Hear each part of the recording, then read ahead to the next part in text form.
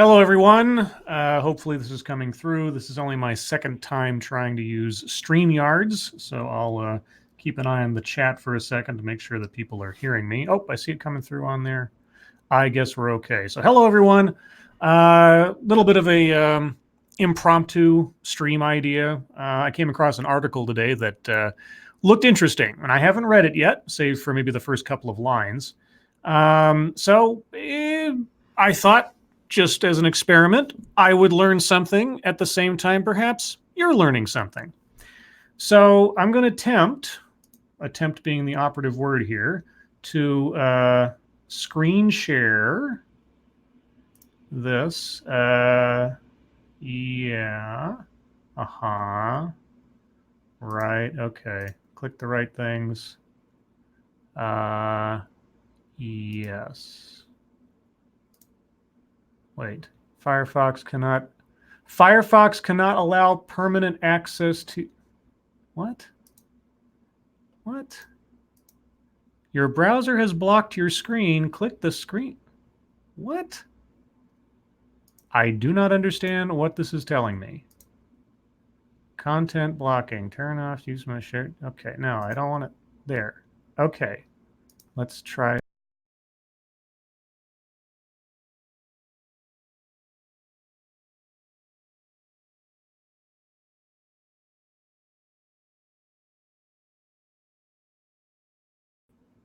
Okay, are you guys hearing me? I'm sorry. These are technical difficulties because this thing is telling me I can't do what I wanted to do. Can we do this now? Yeah. What the... Okay, apparently I cannot show my screen on this.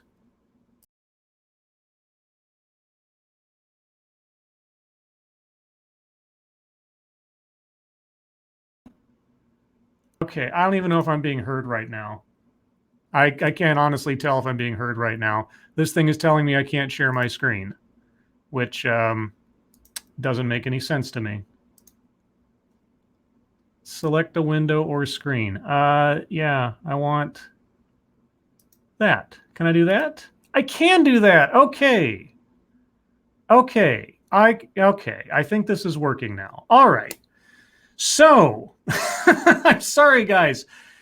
Technical difficulties, live TV. All right, let me just jump into this because this is an article I came across today, and I am curious to know what the answer is to this question. Now, reparations has been a very controversial subject in America, for those of you who might not live here, for a very, very long time. I'm not going to go, unless the article brings it up to a certain extent, I'm not going to go over my opinion or anything else on the subject of reparations insofar as should it happen. I'm going to focus on the major question that both myself and Satsu and Monkey have been talking about whenever the subject comes up. And that comes down to who receives the money. Okay, and for edification's sake, reparations is a proposed idea that there would be a monetary reimbursement, let's say, to descendants of slaves from the early years, and well, maybe not so early years, depending on how far you go, through Reconstruction for slavery in America. But of course, the question always comes down to, well, how do you decide or how do you figure out who to give that money to? So, I thought I would read an article that purportedly is going to tell us about that. So let's just dive on in. This is from the Washington Post. I know, a questionable source of information, but this is not your usual fare.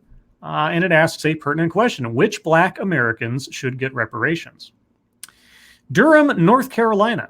He's been one of the Academy's leading authorities on American racial inequity for years, in high demand by Democratic presidential candidates who hope he'll endorse their proposals to close the racial wealth gap, a term that his research helped popularize. But as William Sandy Darity, if I'm saying that correctly, shuffles through papers in his second-floor office at Duke University, the gray-haired economist explains that he is hard at work on his own proposal, one that could be the most sweeping of his career, a concrete plan for paying monetary reparations to the descendants of slaves. Darity has enlisted a dozen black academics and activists, the self-titled Planning Committee for Reparations, to craft a report that will lay out not only a rationale for why descendants of slaves should be paid reparations, but also concrete suggestions for how to implement such a program. The effort aims to seize on a national conversation around reparations that has for decades been relegated to the fringes of black activist circles, but has gained significant mainstream attention during the last 5 years and has been propelled by the Democratic presidential primary. See how smooth my reading skills are. Or not so much. Quote, there's a climate in which there is a wing of the Democratic Party, in particular, where folks are really talking about transformative policies, Darity said in a recent interview. Quote, this is the most extensive national conversation about reparations since Reconstruction, unquote. While polls show the majority of Americans oppose paying monetary reparations to the descendants of slaves, support for such measures has doubled since the early 2000s. A 2002 Gallup poll found just 14% of Americans support cash reparations for slavery. When Gallup polled again earlier this year, support had jumped to 29%. Even with an increasing number of people open to the concept of reparations, a crucial question hangs over the current debate. Who would be eligible to receive the payouts? Darity has long advocated that reparations should be given to people who prove they descend from a person enslaved in the U.S., increasingly possible, he notes, due to DNA testing and online ancestry databases, and show that they've identified as black in public documents for at least 10 years. Identified as black. So if you look not black, but you do descend from slaves, where do you officially identify as black? In public documents for at least, so like on your SATs and such? Huh. Okay. But what if you don't look, what if you're like a Rachel Dolezal, right? Like you for all identifiable purposes you look white, but you actually do descend from slaves in some fashion. 2 or 3 relatives, or even just one relative from way back. You don't get the reparations even though you are descended because you haven't identified as black? Interesting. A program with such parameters would exclude a number of black Americans whose ancestors were enslaved elsewhere, such as Jamaica, Haiti, or the Bahamas. Darity's core argument is that black slaves were subject to a form of sustained race-based discrimination unique in American history, robbing them of individual agency, voting rights, and the ability to accumulate wealth and education. Okay, so you're going to have a special status for those who descend from slaves, but only slaves that were slaves in America, and only those who identify as black or have identified as black for the last 10 years. Interesting. All right, well, let's go on. The lingering result, Darity argues, is a stunning wealth gap. A recent study that he co-authored, sounds unbiased, found median wealth in Greater Los Angeles was $355,000 for white household, just the one, okay, and just $4,000 for African Americans. That drives other racial disparities from crime to education to health outcomes. Okay, median wealth. That doesn't mean how much you make, by the way. I'm not an economist, but I've learned at least that much.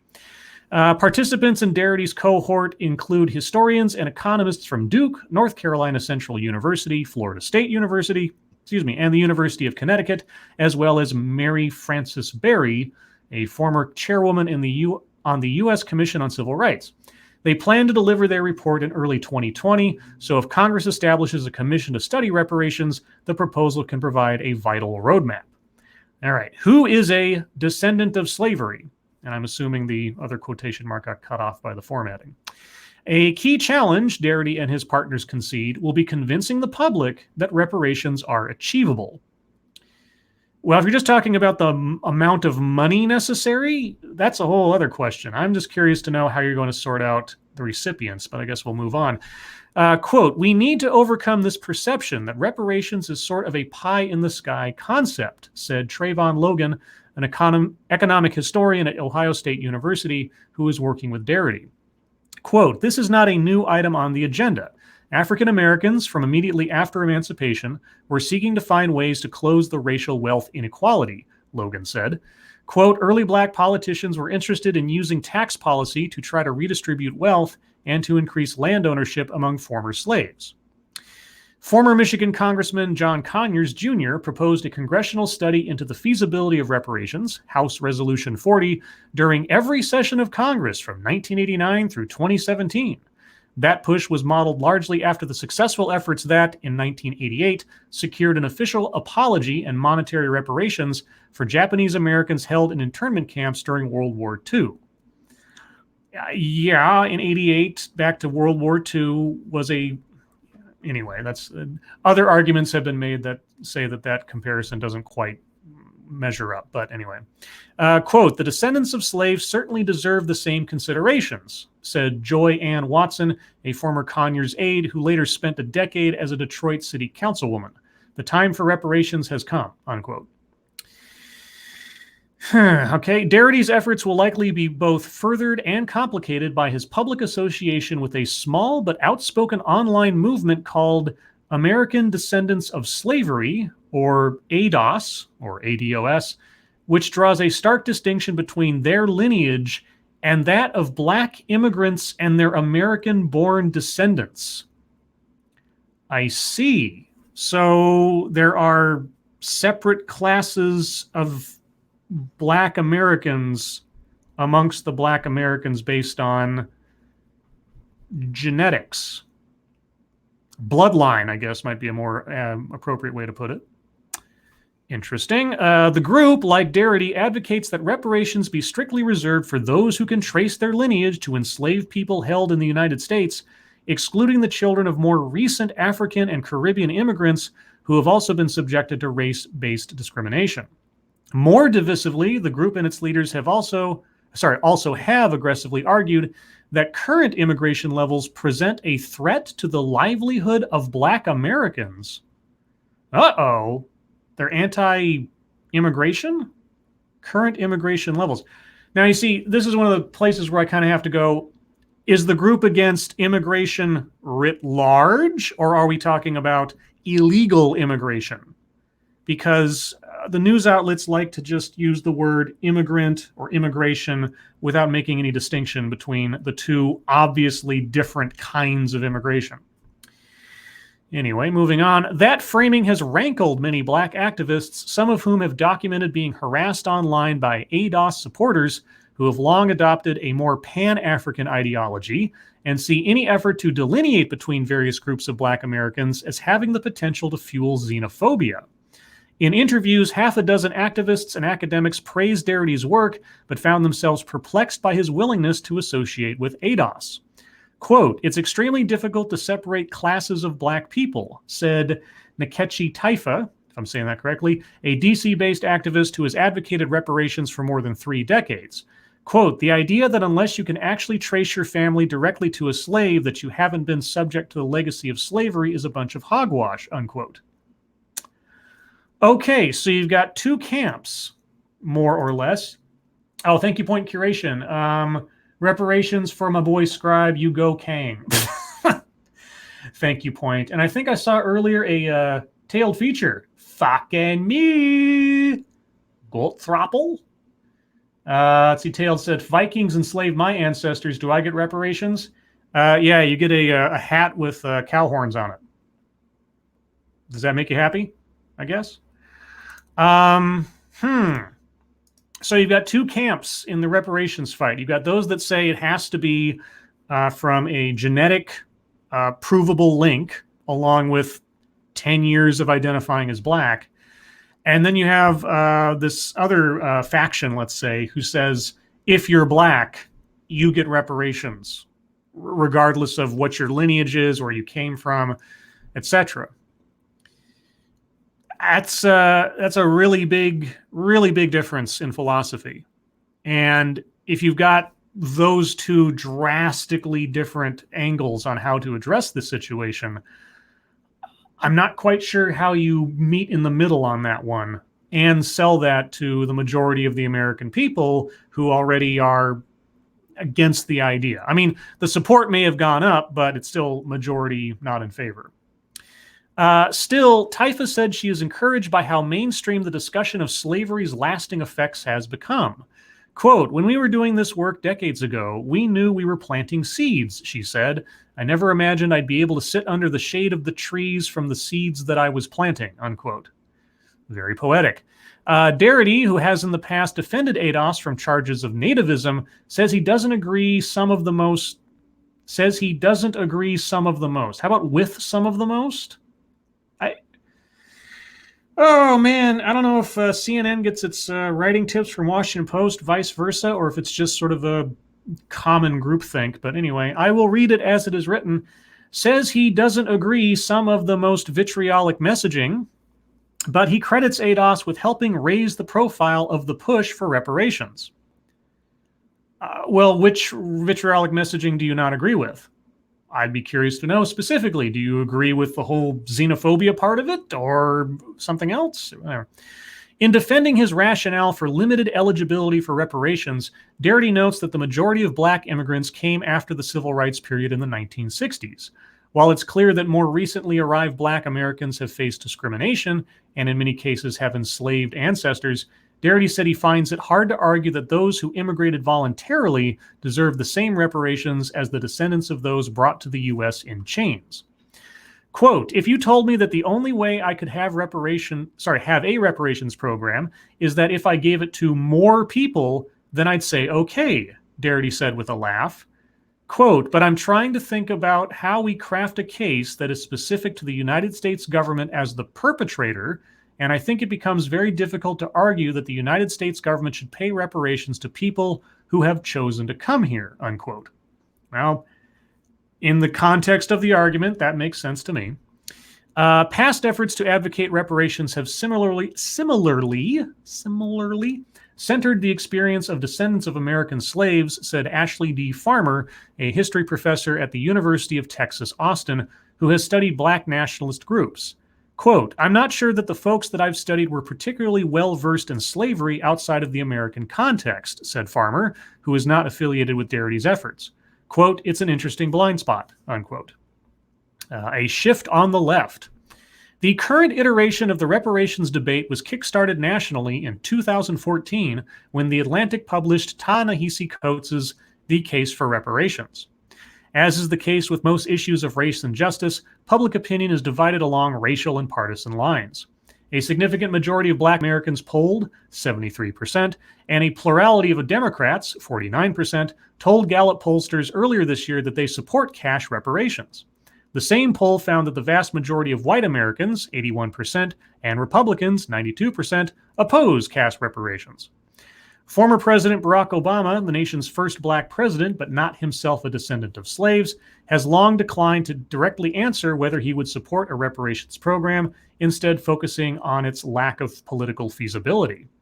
Quote, "You can make a theoretical, abstract argument in favor of something like reparations, and maybe I'm just not being sufficiently optimistic or imaginative enough," unquote, Obama told Coates in an interview in 2016. Quote, "But I'm not so optimistic as to think that you would ever be able to garner a majority of an American Congress that would make those kinds of investments," unquote. But some prominent Democrats, including House Speaker Nancy Pelosi and freshman Congresswoman Alexandria Ocasio-Cortez, publicly support the resolution to launch a formal study of how reparations could work.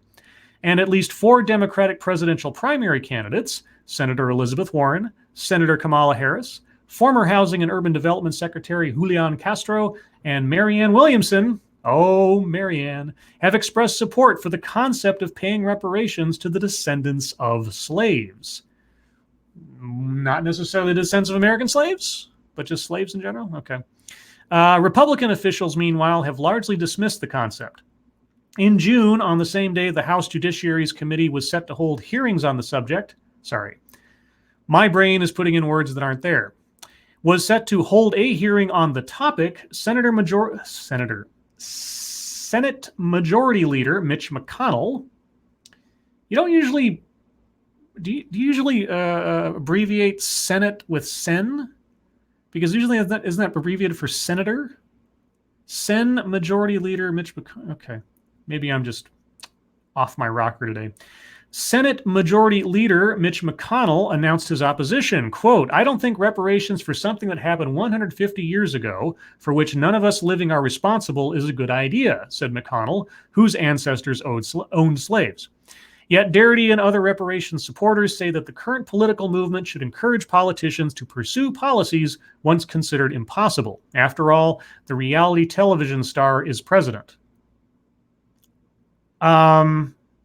So Trump's election is on the same page as, okay. Quote, "Trump has made it clear that positions that we have typically considered to be extreme or out of the boundaries no longer are on the right. So why not reconsider things on the left?" And that's the end of the article. So let me see if I get this. You want to use the extremism of the right, right? The extremism of the right that has been nothing but railed against, called evil, called extreme, da da da da da. And you want to say, oh, well, that now authorizes anything as extreme on the left? I don't know how extreme reparations, or where on the spectrum of things reparations falls on the extreme angle. On the extreme angle of hope that it'll happen, probably pretty extreme. There's a really great hearing they just had. I wish I had. I'll find a link to it and I'll put it in the description after the show. They had a hearing on reparations not too long ago, and they had several people speak, including Ta-Nehisi Coates, but also a guy named Coleman Hughes. And Coleman Hughes made some very salient arguments why reparations are probably not a good idea. I can't do them justice here. I will try to find a link to his testimony and put it up. But yeah, that is interesting.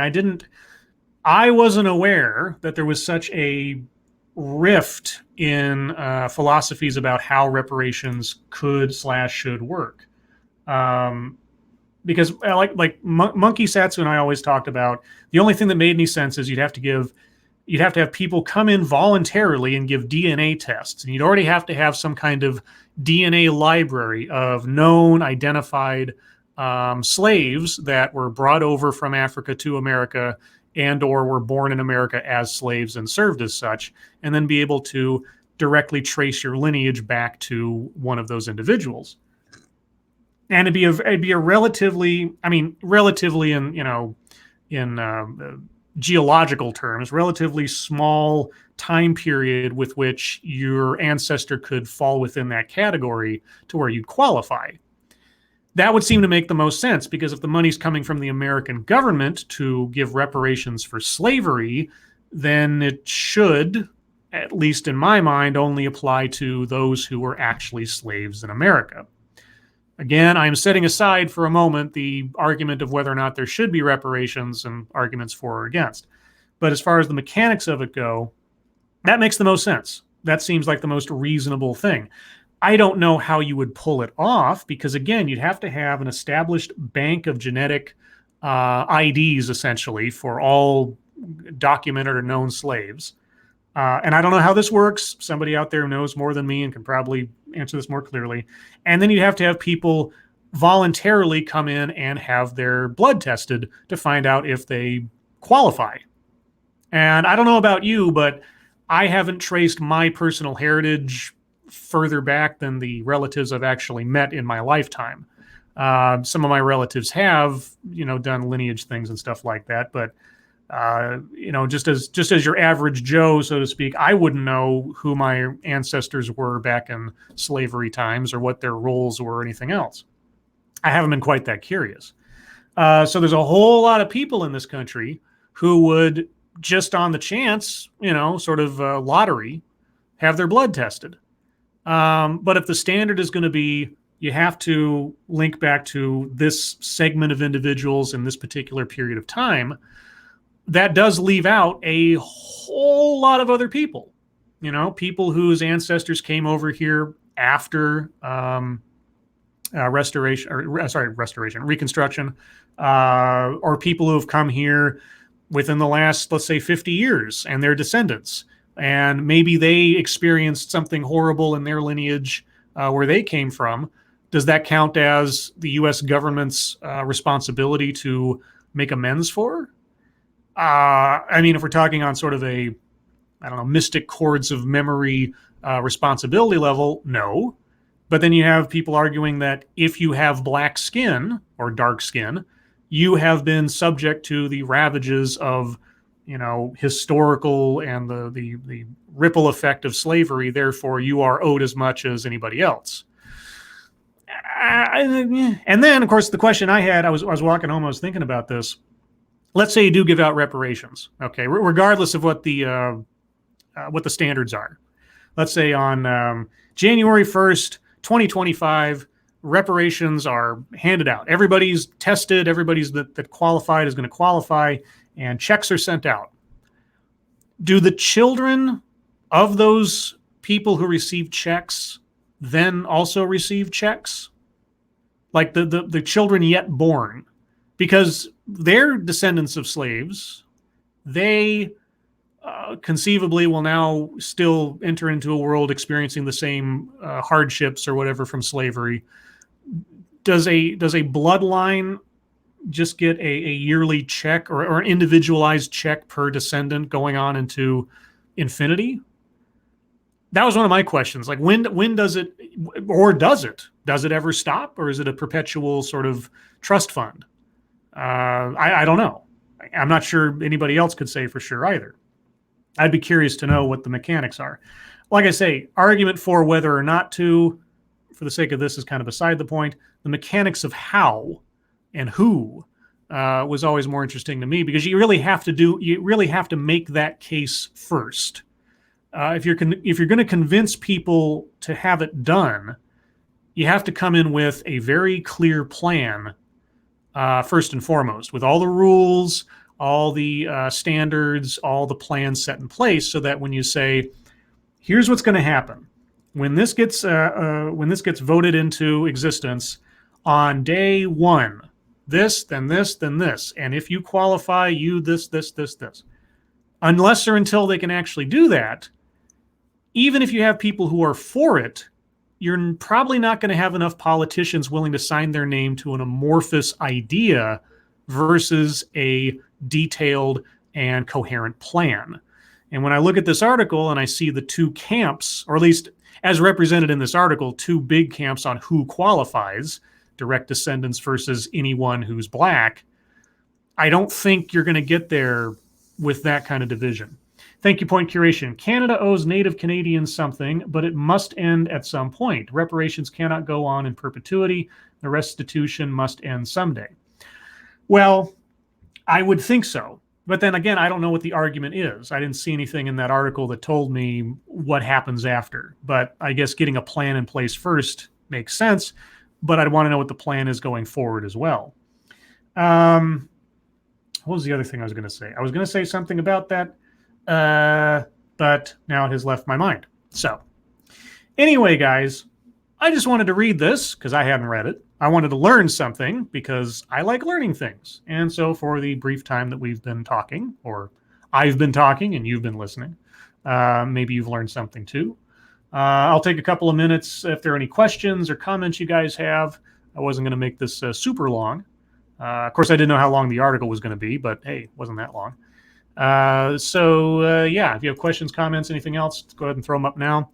Just a reminder, tonight we'll be on Monkey's channel for the Lords of the Night stream at the usual time, 6 p.m. Pacific, 9 p.m. Eastern. I think that's all the plugging I need to do. Point Curation, Scribe, any thoughts on Native Canadians? Well, I don't know that much. I've done a couple of videos that have touched on the subject for my curriculum of fear. One of them was, and one of my TEDx talks. And I mean, obviously, the only sort of analogy I can look at it as is the relationship between the U.S. government and Native Americans here. I know that there are or have been a whole lot of similar problems in Canada where the accusation is, and was put into law at least at one point, of trying to integrate Native Canadians into, let's say, Western Canadian society by effectively destroying their language and their culture and their traditions and all that kind of thing through legislation and schooling and all that kind of thing. I don't know exactly how you resolve that either. I mean, obviously the laws have changed. So far as I know, they don't do that anymore. Yeah, I don't know. I like I say, I will not claim to have any answers to these questions. You know, how do you make up for past crimes against people who are no longer around, that were perpetrated by people who are no longer around? Does it make sense for someone today who has never known the hardships for which their ancestors suffered? Should they now benefit off of the suffering of their ancestors? The comparison to the internment camps, a lot of those people were still alive. The children of the children that were in those camps, or the children of the people who were in those camps, were still alive. There was still a direct connection between the perpetrator, the U.S. government, and the victims, both the survivors thereof of the internment camps and their children or their direct descendants.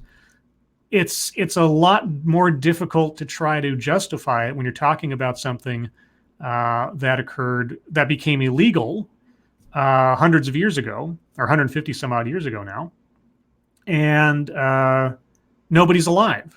You know, all the people that did the bad things are dead. All the people that suffered so much are also dead. The history of it doesn't disappear, obviously. And there are a lot of people that want to make sure it never happens again. And, you know, I don't think it will, but then stranger things have happened in the world. So remembering history is one thing. Trying to hold to account today a government that will pay off to people who never knew it and have no direct connection to it, and you have to do a DNA test just to find out if you qualify, in one theory, it's a tough sell. It's going to be a very tough sell no matter what plan they put in place or propose to a lot of people. Because, I mean, what happens after that? I guess the big question that happens is, regardless of whether you're talking about Canadian, Native Canadians, or African Americans here, or descendants of slaves, let's say, might be more accurate. If you do enact reparations, will anyone be able to complain about the past anymore? Will such complaints be taken at all seriously? Because it's like, well, you've been restored, right? That'll be the argument from the more hardliners. It's like, you got restored, you were paid back, the whatever, you know, the damage cannot be undone, but reparations have been made. What now? Are you going to complain more? That's the argument's going to be made. I mean, you're not going to avoid it. At that point, you're not going to have anybody who's serious about it, let's say, is going to I don't think there'll be a lot of room to make the argument that slavery still affects this, and this because of racial wealth gap, etc. If in whatever capacity or monetary size you get reparations, what then? You know, after that point, is slavery to blame, or the ripple effect of slavery to blame for economic hardships thereafter? I don't know. And these are all questions that'll become more divisive as time goes on. Let's see, point creation. I think that natives ought to integrate, but that the government is wrong to force it. I don't think integration is unavoidable when you have a majority. I mean, it doesn't even matter whether you're talking about white, black, otherwise. If I went to Japan and was to live there for the rest of my life, I'd eventually have to integrate, either by language or custom. It just to survive, just to get along with people to a certain extent. Should the government actively try to destroy my own personal, private culture or language? No, of course not. Of course not. I think having it required for certain things, I don't know. It depends. Like the basics, like our citizenship our citizenship program requires that you have a basic understanding of English. There's nothing about the citizenship requirement that says you must abandon your culture or you must abandon your native language. But there is a certain low-level amounts of requirement that you know about the country, its history, how it works. You have some sort of, civics lessons type stuff, and you have a basic understanding of English. But after that, your life is your own. I know arguments will be made otherwise. Some people think that, there's a unconscious bias and a subversive effort to destroy other cultures. And then, of course, we get complaints about cultural appropriation when someone decides to, flatter that culture by trying to imitate it. Oh, but that's stealing now. Let's see. Papa Frank, any thoughts on those brought over from Ireland? See, that was the other thing I was going to say. It's like there was a time where there were indentured servants and or slaves who were white, or who would be considered now white, I suppose, rather than being delineated by their point of origin. Do they qualify? Do their descendants, the descendants of Irish slaves, thus also qualify for reparations? I mean, were they treated any better or worse than black slaves? I'm not a historian. I don't know, but it is an interesting question. Let's see. Talik says, problem is this can be exploited. People would have kids more, so they too would get reparation payments, basically using children to line their pockets with cash. Again, I don't know what the argument is for who receives reparations after the first wave goes out. Is it just those existing now? Or if you have a genetic connection to a American slave in the one philosophy on this, does your lineage, your bloodline, benefit from this in perpetuity? That I don't know. Nothing in that article said one way or the other. I haven't actually heard a proposal one way or the other for how that would work. Let's see. The original stream. What about descendants of black slave owners? I don't know. Like what? I'm assuming you're not saying they should get paid. Should they be prosecuted? Is that the balancing act? Like if they're going to pay off, why don't you prosecute the people now for the crimes of the past? Again, that's another argument I've heard. It's like, well, if you're going to get restored for being victims or descended from victims, should descendants of perpetrators be punished? I don't know. Mr. Monopoly, Scribe Light, weren't 40 acres and a mule a form of reparations in the 1860s?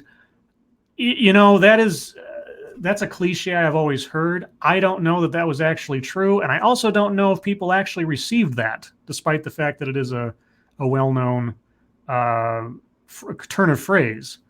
Again, I'm not a historian. I'm not going to make any declarations on that one. But even so, 40 acres and a mule at the time, I don't know if that would make up for an entire life of torture and servitude. I don't know. Seems a little, but then I guess 40 acres and a mule was worth a lot more back then. Let's see. Original stream. What about blacks who own slaves? I don't know. Like I said, these are all good questions. I have no idea. No idea. Mr. Monopoly, should Saudi Arabia pay reparations? As far as I recall, Saudi Arabia still engages to some extent in slavery. So does Qatar and so on. Slavery is not a dead practice in the world. It's a dead practice in many, many countries, but not in the world. And yet, countries that still practice slavery and a whole bunch of other horrible things, we have to do business with. It's just the pragmatic nature of international commerce, I guess. Let's see. One more thing. Skeptic Simba. Reparations is a scam to get money. The people asking for them should damn well know that it won't heal anything but their shopping list. Again, that is another perspective. I'm not going to argue too much about the whether or nots. I mean, I brought up a little bit, but I'm not going to get too involved in it. I was, like I say, I'm more curious to know, before we even get to initiating such a thing, how would you do it? That is the most important thing. How? Just saying it should happen. Maybe it's a good idea, maybe it's not. But what is the plan? You know, it's like, we should have a moon base. Well, you know, that's a great idea. How are you going to do it? Right? I asked that so many times on some of the other videos I've done. It's like the Green New Deal. We should do this and we should do that and we should have this and we should have that. And like, yeah, those are all great ideas. How are you going to get there? Right? That's a great idea. Right? It's a great idea. Now, anyway, guys, I'm going to stop it there. Thank you so much for listening along to this first, which may be the only one, who knows, of reading time with Scribe. I may do this again in the future if I find something interesting enough to read to you, if you like hearing me talk. And I assume you do, because you're here. Anyway, guys, see you tonight on Lords of the Night, and I hope you have a great rest of your day. Bye!